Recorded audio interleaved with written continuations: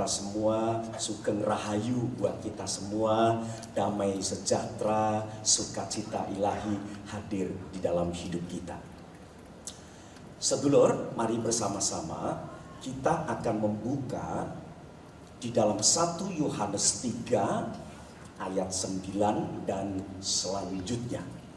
Nah, kita akan menutup seri khotbah tentang manusia rohani.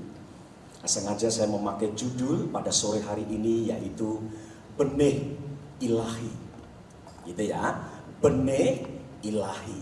Nah, coba sekali lagi sama-sama kita buka 1 Yohanes 3 ayat 9 dan selanjutnya.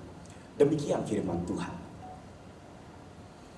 Setiap orang yang lahir dari Allah tidak berbuat dosa lagi. Sebab benih ilahi, sekali lagi, sebab benih ilahi tetap ada di dalam dia. Dan ia tidak dapat berbuat dosa karena ia lahir dari Allah. Inilah tandanya anak-anak Allah dan anak-anak iblis.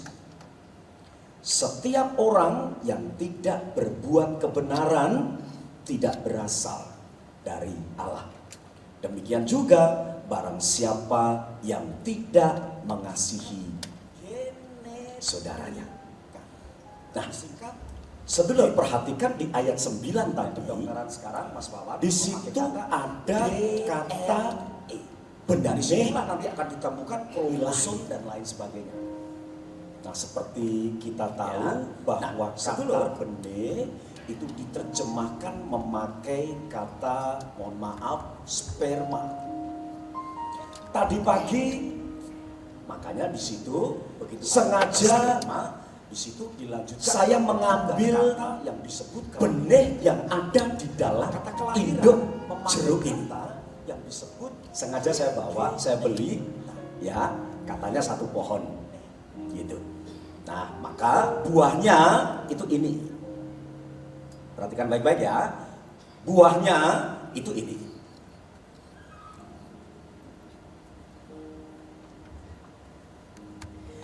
Benihnya itu ini.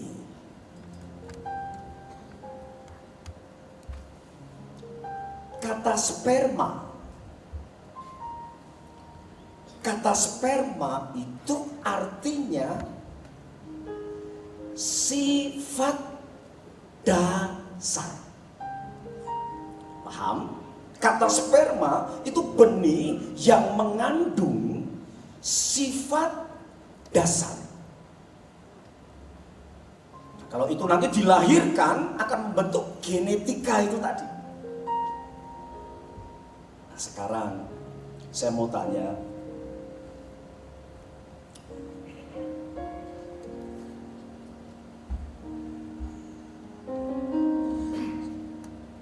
sekalipun bentuknya berbeda, benih dan jeruk itu,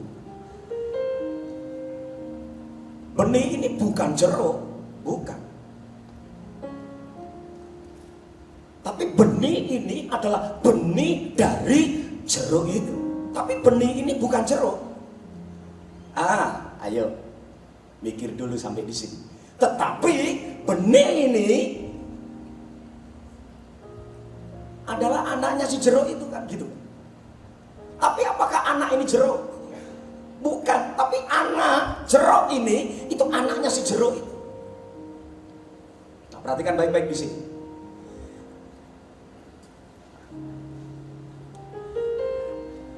Semua apa yang dimiliki oleh si induk ini, rasanya, bentuknya, warnanya, besarnya, segala sesuatu, kalau dalam terjemahan Alkitab dipakai kata kepenuhan. Semua kepenuhan daripada jeruk ini itu diletakkan ada di dalam benih ini. Bisa paham enggak sampai di sini? Rasanya sekalipun ini benih, tetapi ketika nanti dia berbuah, dia akan sama persis dengan siapa? Dengan induknya itu. Paham sampai di sini kok? Pak Mutoko? Kenapa? Karena saya ambilnya dari sini, Pak Freddy.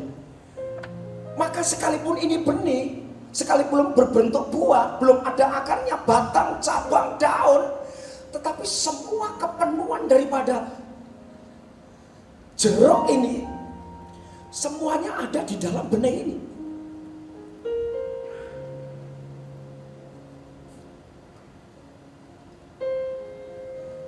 Rasanya pasti sama enggak? Asalkan apanya yang sama?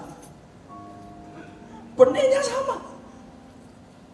Bentuknya nanti warnanya sama atau lain? Sama, asalkan Pak tadi benihnya sama.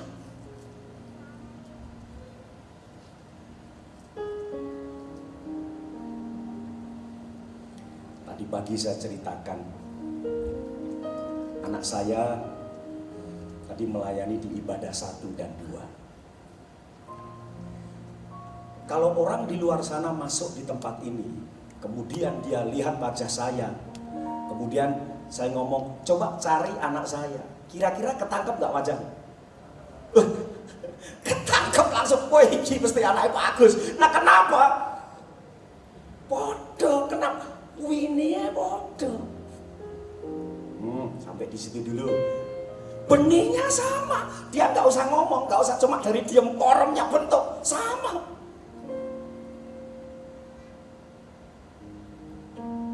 Nah kenapa?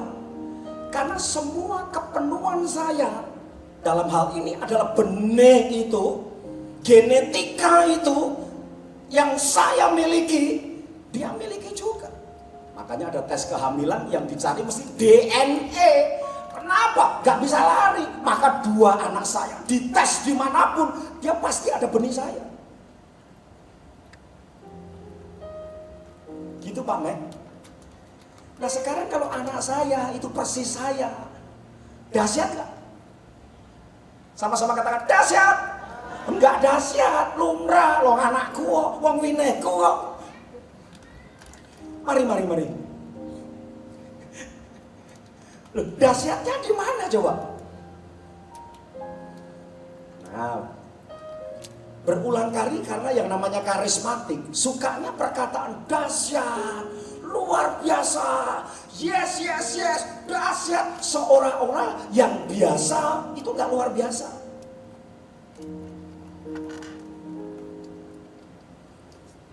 Tekanan jantung kita, orang dewasa itu 60 sampai 100 Pak. Itu biasa atau luar biasa?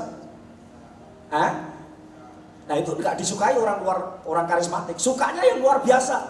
Nah padahal tekanan 60 sampai 100 itu ajak duduk.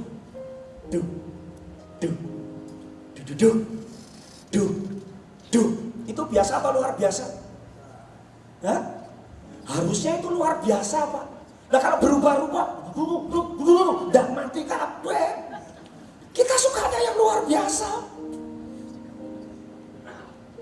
Kata extraordinary itu terdiri dari kata, asal mulanya extraordinary dari kata order.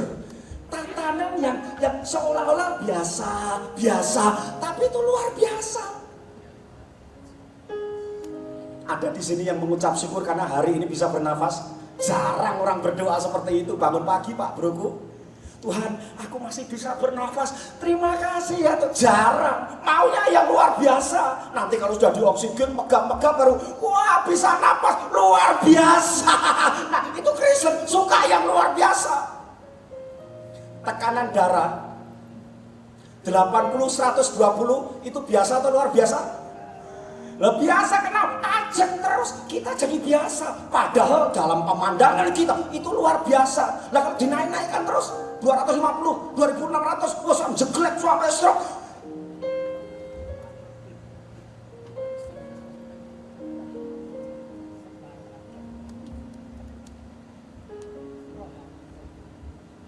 Sekarang perhatikan baik-baik. Jadi kalau anak saya, gaya-gayanya, karakternya, moralitasnya, sifat-sifatnya, klasifikasinya, watek-wateknya, tabiat-tabiatnya seperti papahnya, itu biasa atau luar biasa? Ayo keras 1, 2, 3, biasa atau luar biasa? Biasa. Kenapa? Dia mewarisi. Kalau tadi dikatakan ilahi, itu dia mewarisi agusi.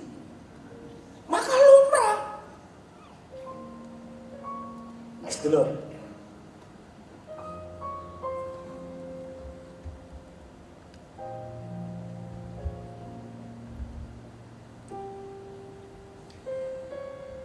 Saya punya anak, dari kecil sudah saya didik. Dari SD, dari SMP, dari SMA, sudah saya didik di tempat ini. Sampai sekarang tidak pernah berubah. Coba tolong slide saya. Ini buat kalangan sendiri aja ya, bukan sombong, enggak, sama sekali enggak. Ini buat kalangan sendiri. Kita bicara tentang benih ilahi, bukan sedang berbicara tentang keluarga saya. Itu karpet gereja pada tahun berapa Pak Aryadi? Ini 10 tahun yang lalu ada. Anak saya masih SMP, SD, SMP, ini SMA kok. Sekarang umurnya udah 30 tahun lebih. Pak Bro masih ingat ya Pak Bro? Ini nggak saya foto. Saudara tahu siapa yang foto ini? Papanya Pak Gembala yang foto. Saya nggak ngerti Pak Bro. Dulu zaman pertama CCTV masih baru-barunya itu loh Pak Bro. Nah, Pak Gembala itu suka foto nih itu. Yang siang kesini apa malam dipoto ini. Ya saya nggak ngerti. Habis itu di WA kan ke saya, Gus ngopo kowe Gus? Jadi pure, bukan saya buat-buat terus saya foto, enggak. Yang foto buat saya bukan. Nah, saya mewariskan yang namanya kehidupan berdoa kepada keluarga kami sampai sekarang.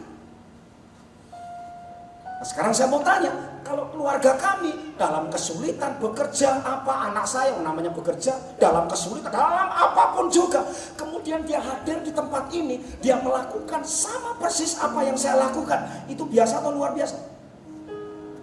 Hah? Biasa tuh. Karena saya memang memberikan benih itu.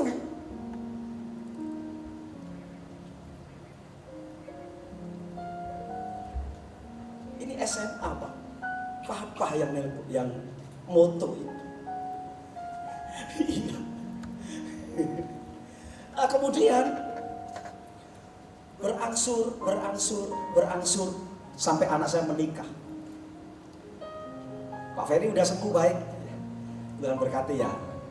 Nah, sekarang lanjut. Sampai saya punya cucu.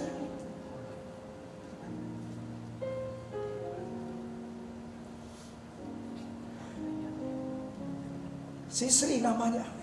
Saya sampai lupa nama aslinya, lupa. Panggilannya si Sri. Nah, dicelok si Sri joget kan, dicelok jenengnya, saya lupa kok, angel namanya. Gitar gitu, saya lupa. Si Sri udah pangsit ya. Nah, perhatikan, karena dia dari dulu, dari lahir Pak Broku, dari dia umur 8 bulan 9, sering saya bawa ke tempat ini. Saya wariskan, saya memberi satu benih Agus Hi itu tadi. Bukan ilahi maksud saya, kalau saya gampangkan, Agus Hi itu nanti. Saya percaya dia berkembang. Tanda-tanda yang dia hasilkan gak jauh-jauh dari benih itu pasti.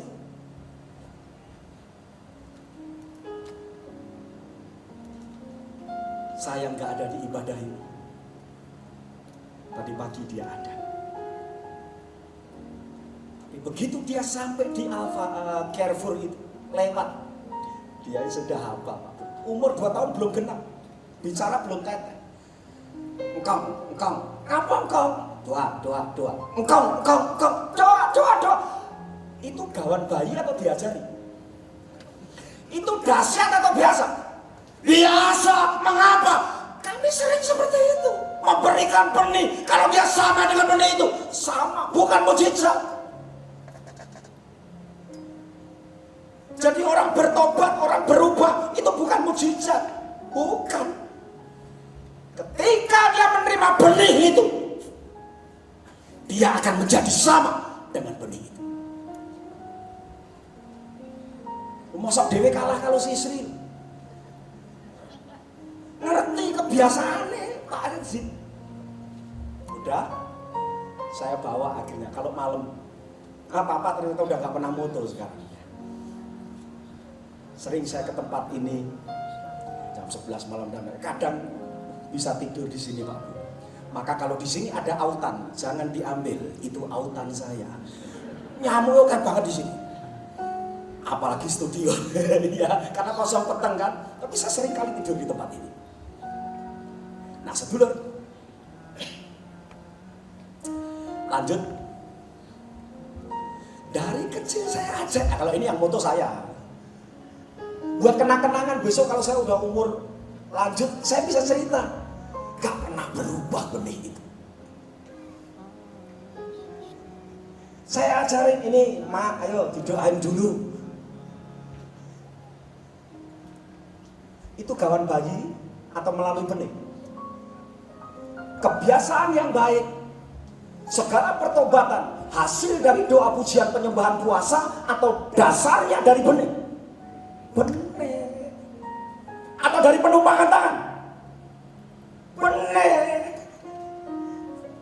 Alkitab menyatakan dengan jelas bahwa yang membuat hidupmu tidak bisa berbuat dosa itu karena ada benih ilahi itu.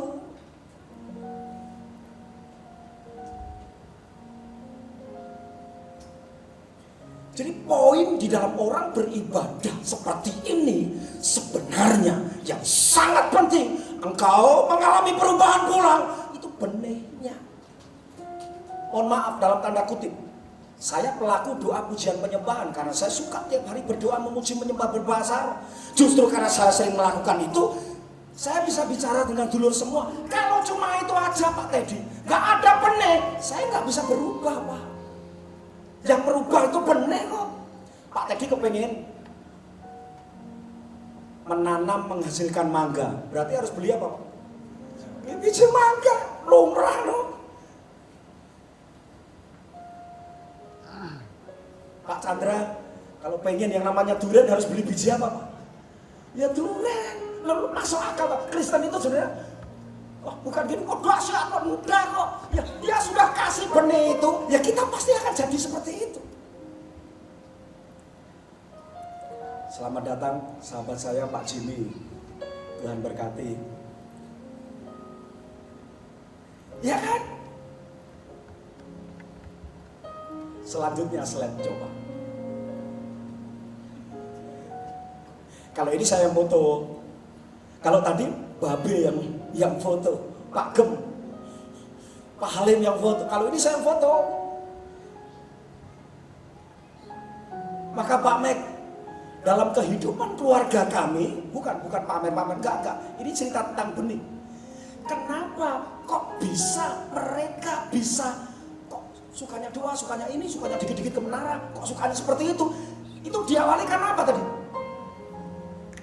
Benih Agushi. Sehingga dia sama persis.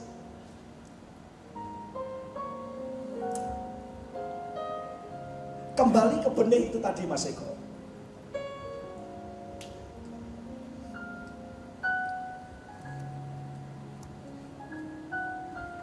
Saya ambil benih ini loh.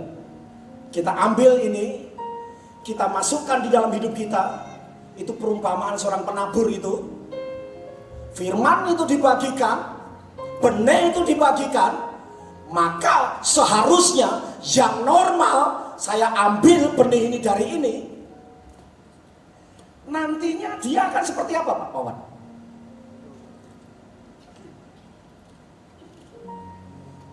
Dahsyat gak? Sama-sama gak? Dahsyat. biasa. Lawang winine nyati iki kok.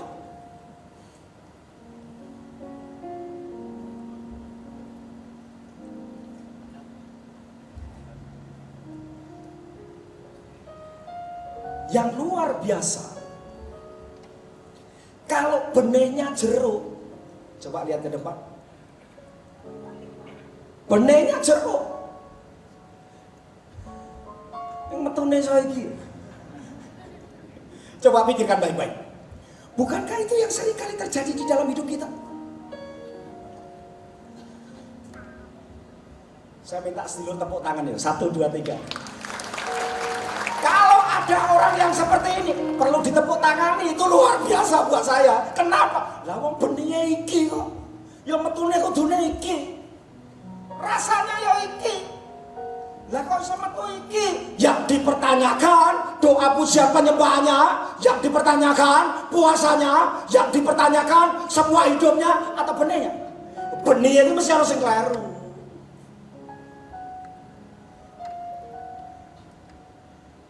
Tidak bisa, Alkitab itu strict, yang mengubah kita, yang mempertobatkan kita, yang membuat engkau tidak bisa berbuat dosa. Itu benih.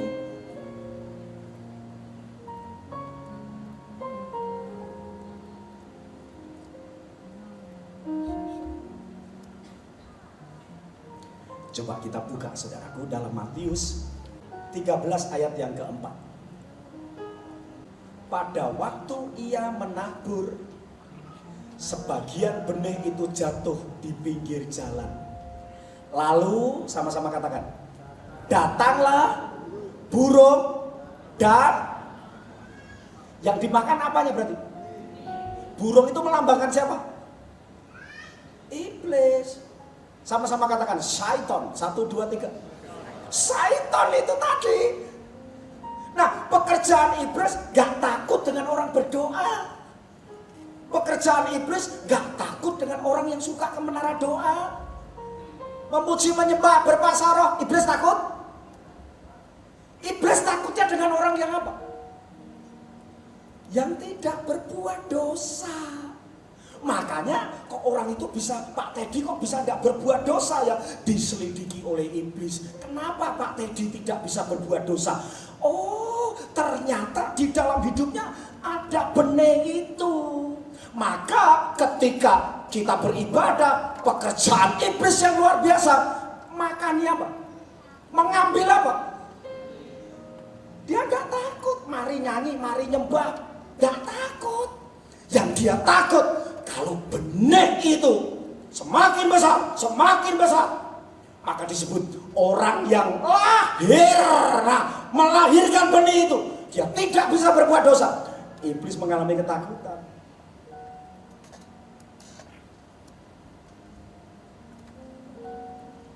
Amin. Bisa menangkap ya? Adakah benih itu ada di dalam hidup? Kita bersyukur setelah. Karena kekristenan adalah bukan yang bersifat agamawi. Agamawi membangun semua kekudusan dan kebenarannya itu dari luar. Makanya semakin banyak kita berdoa, semakin kudus. Lah Alkitab nggak ngajarin itu. Tapi agama mengajarkan itu. Setiap orang datang ke berdoa, memuji, menyembah, semakin kudus. Nah, sekali lagi, orang bisa kudus karena apa? Orang bisa benar karena apa? Bener lah, hidup kita wis ora ono sing bener. Lah ben bener kenapa? Maka dia lahir buat kita. Dia memberikan akulah jalan dan kebenaran dan hidup. Dia kasih benih itu. Makanya uripnya dadi sok bener.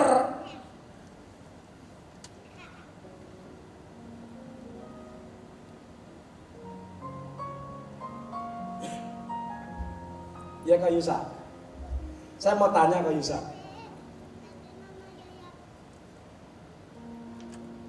mengasihi dengan membenci itu mudah mana Kak Yusa? Jujur kok, jujur. Mengasihi dengan membenci itu mudah mana? Membenci. Sedulurku Pak Bagong, mengasihi dengan membenci Mudah mana? Membenci. Jujur.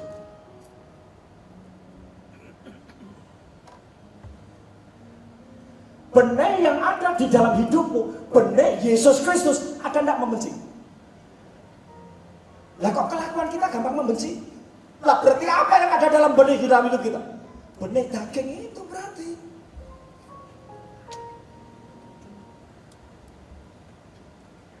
Kalau pertanyaan itu kok saya ajukan kepada orang di luar sana, membenci dengan mengasihi, mudah mana? Orang di luar sana mengatakan mudah membenci. Saya maklum, kenapa? Dia nggak punya benih. Lah kita ini bersyukurnya, anugerahnya, kasih karunia-Nya, sang benih itu bukan ada di antara di luar kita. Dia ada di mana? Roh Allah ada di mana?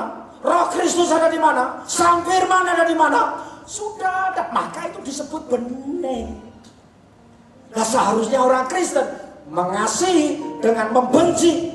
Ya mudah mengasihi, kenapa? Lalu benihnya sudah ada.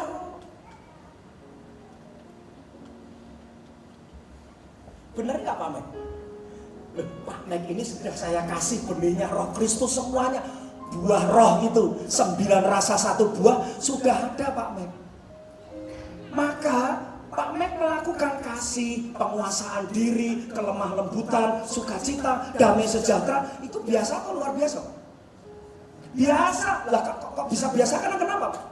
Ya, karena benih itu. Nah, benihnya sudah ada.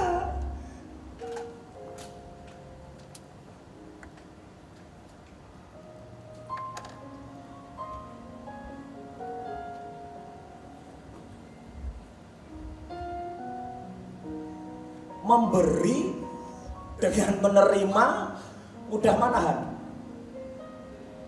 Memberi dengan menerima jujur kan? Mudah manahan. Nah, padahal benihnya nggak ada menerima itu. Benihnya memberi kan? Nah, kenapa kok bisa lebih mudah menerima? Berarti tidak ada benih di dalam hidup kita. Nah, kok bisa nggak ada? Itulah pekerjaan iblis. Membawa apa? Mengambil apa? Mengambil apa yang disebut benih itu.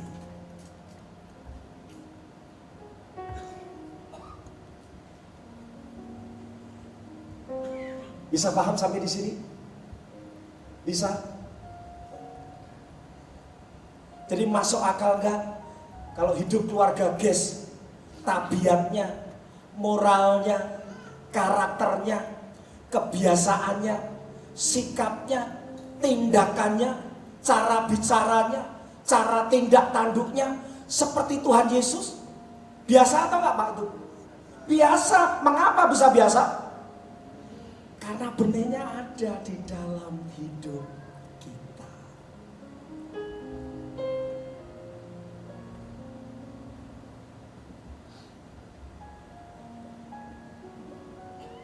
Coba renungkan dulu.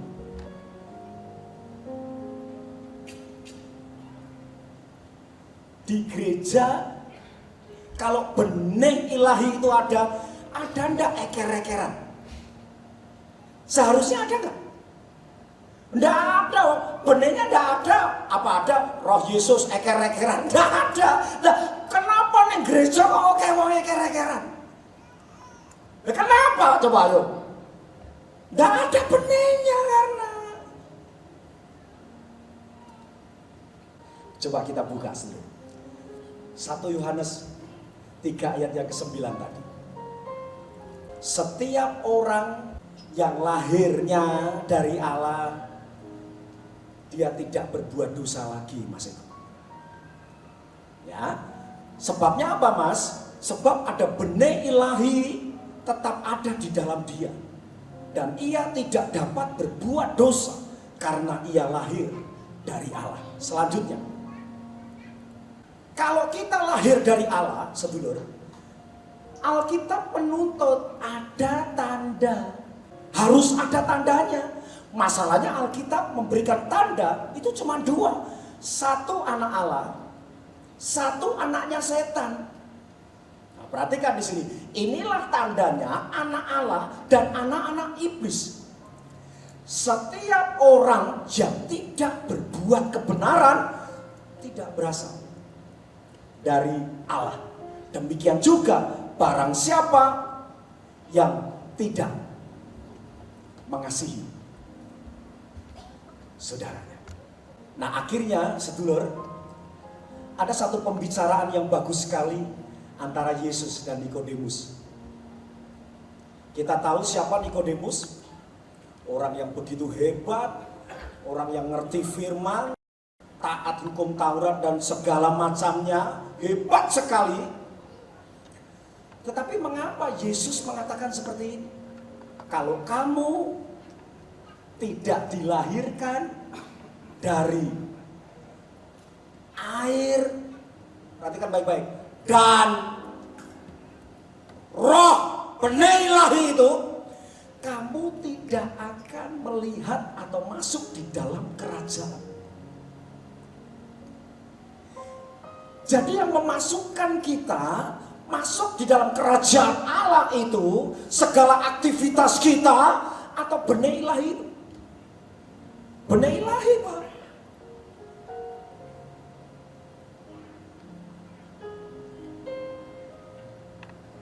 Iman dan benih ilahi itu yang memasukkan kita. Nah, Nikodemus, Yesus mengatakan kalau kamu nggak dilahirkan dari air dan roh, kamu nggak akan pernah bisa masuk di dalam kerajaan. Tadi pagi saya berbincang dengan Bapak Gembala, air ini banyak sekali terjemahannya.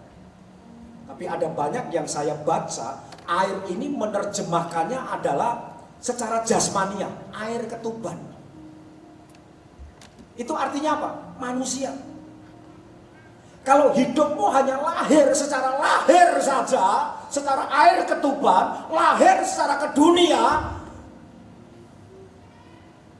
kita nggak akan pernah bisa masuk kerajaan Allah. Nah, perkataan Yesus kepada Nikodemus ini, oh dia orang hebat kok. Dia orang luar biasa kok. Tapi dengan kehebatannya, dengan keluar biasaannya, dia bisa masuk kerajaan Allah, Pak, tadi? Nggak bisa. Makanya Yesus mengatakan, kalau kamu tidak dilahirkan air, roh itu, kamu baru bisa masuk di dalam kerajaan.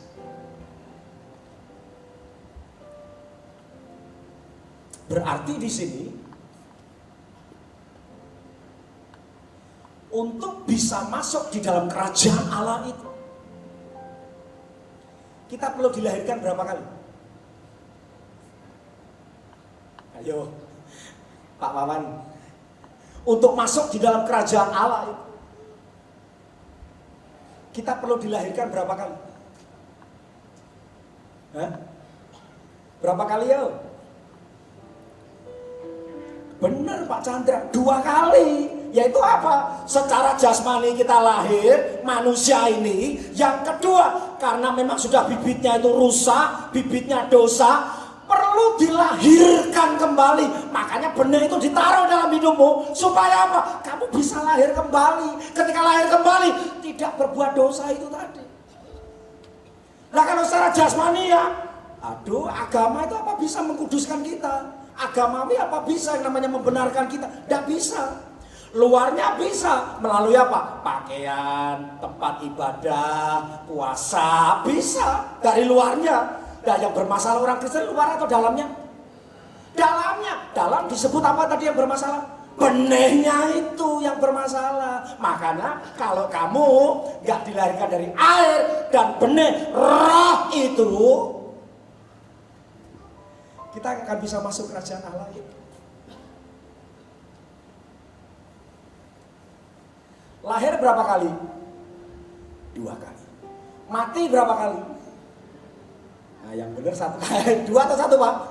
1. Ya pas neng tiong teng tok kuwi mau. Wes, aja nganti kok mati meneh. Ndak, ya sekali di tiong teng delingan itu. Selesai itu dibangkitkan, wes sudah lagi dia gak akan pernah mengalami kematian. Kalau lahirmu sekali tok, jasmani tok, bro, jebrot, bro, mati berapa kali? 2 kali. Siji ning Tiontek, siji sok dihakimi mati meneh. Ngono lho maksudnya. Paham gak sampai di sini? Jadi yang benar mati berapa kali? Sekali aja, ya pas itu mati, wes selesai, udah nggak mengalami kematian lagi.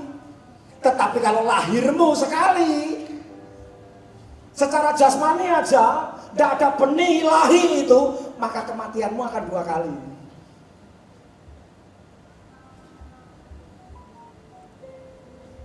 Mari bersama-sama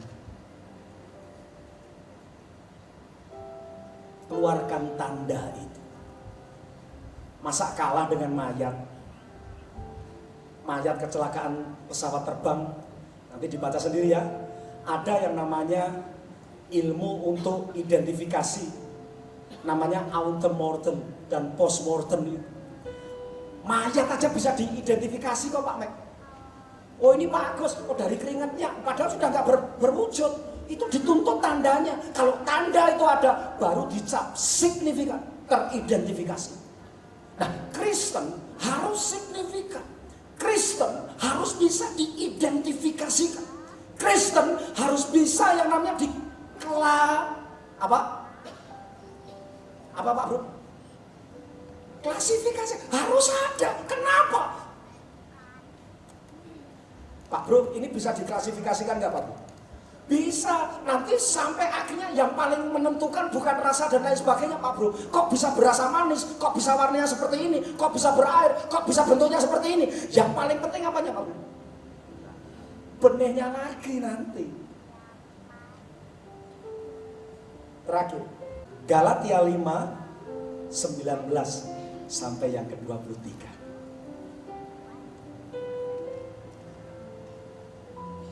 Nah ini tema kita bulan ini. Saya akan bacakan dulu. Lihat, iblis pekerjaannya cuma satu. Dia nggak takut saudara menyanyi, dia nggak takut saudara beraktivitas di tempat ini. Tapi yang paling dia takutkan, pekerjaannya cuma satu, mengambil alih benih ini. Supaya apa? Supaya kita tetap berbuat dosa, tapi tetap bisa beribadah. Nah ini lucu kan? Kok Ferry, iblis pekerjaannya cuma satu. Dia nggak ganggu Kok Ferry doa, enggak. Dia paling mengganggu kalau Kok Ferry mau tidak berbuat dosa, bertobat. Wah dia langsung itu. Tapi waktu kita nyanyi dia nggak takut. Makanya Alkitab mengatakan, iblis mengatakan, Yesus aku kenal. Seharusnya Cemages, seharusnya Yesus mengatakan, setannya mengatakan apa? Yesus, aku kenal. Cemages, aku kenal harusnya. Kalau kita nggak dikenal, berarti benihnya sama dengan iblis itu. Ya, perbuatan daging telah nyata, yaitu percabulan, kecemaran, hawa nafsu, terus penyembahan berhala, sihir, perseteruan, perselisihan, iri hati, amarah, kepentingan diri sendiri, percideraan, roh pemecah, kedengkian, banyak sekali ya, kemabukan, pesta pora dan sebagainya.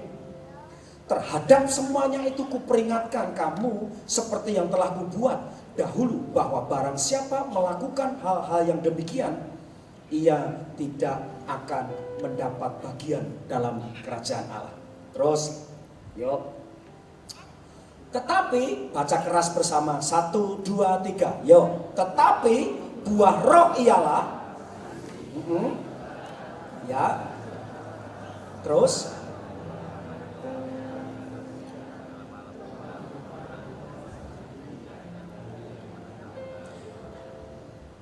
oke, tangan di atas sekarang. Genggam benih ini, masukkan di sini. Mudah melakukan yang mana? Buah roh atau kedagingan? Ayo, dikasih benih kan tadi? Buah roh tadi, dikasih benihnya. Jadi 1 buah, 9 rasa. Dikasih benih itu, maka kecenderungan hidupmu mudah yang mana? Buah roh harusnya. Tapi kenyataannya mudah yang mana? Yang daging. Seharusnya kita melakukan kedagingan, sulit sekali. Mengapa? Nah, benihnya nggak ada kok.